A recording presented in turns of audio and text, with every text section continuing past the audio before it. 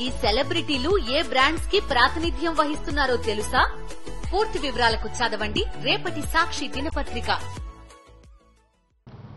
వినాయక చవితి వచ్చిందంటే చాలు విఘ్నాధిపతి వినాయకుడిని వివిధ రూపాల్లో కొలువు తీర్చడం ఆచార సాంప్రదాయంగా వస్తుంది. ఈ నేపథ్యంలోనే టెంపుల్ సిటీ తిరుపతి నగరంలో దొడ్డాపురం వీధిలో ఇలాచీతో తయారు చేసినటువంటి గణనాథుడు ప్రత్యేక పూజలు అందుకుంటూ ఉన్నాడు. ప్రస్తుతం మనం చూస్తూ ఉన్నాం దొడ్డాపురం వీధిలో ప్రత్యేకంగా యాలకులతో తయారు చేసినటువంటి గణనాథుడు ఇక్కడ కొలువుదీరి భక్తులకు దర్శనమిస్తూ ఉన్నారు. ప్రస్తుతం మనం చూస్తూ ఉన్నాం ప్రత్యేకంగా తిరుపతి నగరంలో వివిధ రూపాల్లో గణనాథుల్ని వీధిలో ప్రతిష్ఠించి ప్రత్యేక పూజలు అందుకుంటూ ఉంటే, ప్రత్యేకించి దొడ్డాపురం వీధిలో ఉన్నటువంటి గణనాథుడు మాత్రం ఈ యొక్క ఇలాచీలతో ఏదైతే యాలకులు మొత్తం యాలకులతోనే గణనాథుడిని తయారు చేపించి ఇక్కడ ప్రత్యేక అలంకరణ చేశారు. ప్రస్తుతం మనం చూస్తున్నటువంటి ఇలాచీ గణేశుడు ఇక్కడ ప్రత్యేక ఆకర్షణగా నిలుస్తూ ఉన్నాడు. ఈ నేపథ్యంలోనే దొడ్డాపురం వీధి వాసులు ప్రతి ఏటా కూడా తమ యొక్క ప్రత్యేకతను చాటుకుంటూ గణపతి నవరాత్రులు వచ్చాయంటే చాలు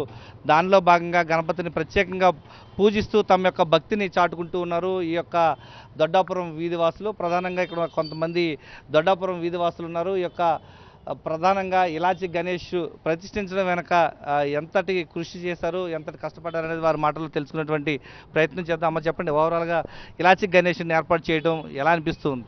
మాకు బాగా సంతోషంగా ఉన్నది, మాకు సంతోషంగా ఉంది. మేము ప్రతి సంవత్సరం ఏదో ఒక వెరైటీగా చేస్తూ ఉంటాం వినాయకుడిని. 30 సంవత్సరాలుగా చేస్తూనే ఉన్నాము. ఈదులో చేసిన మేము అనుకున్న పనులు మాకు జరుగుతూ ఉన్నాయి.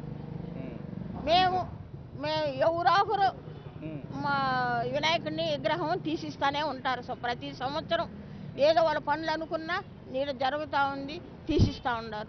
35 ఏళ్లుగా గణనాథుడిని ఇక్కడ వివిధ రూపాల్లో కొలువు తీరుతున్నారు. ఈసారి యాలకులు ఎన్ని కిలోలు ఉపయోగించారు, ఎంత శ్రమ పడ్డారు? 10 కేజీల యాలకులు ఉపయోగించాము. 5 మంది కళాకారులతో నిర్మించాము 5 రోజులు కష్టపడి.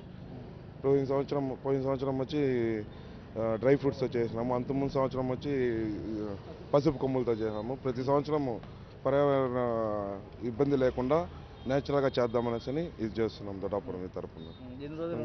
5 రోజులు ఉంటాం. 5 రోజులు. ప్రస్తుతం మనం చూస్తున్నాం ఇలాచీ గణేశుడు ఇక్కడ తిరుపతి నగరంలో ప్రత్యేక ఆకర్షణగా నిలుస్తూ ఉన్నాడు.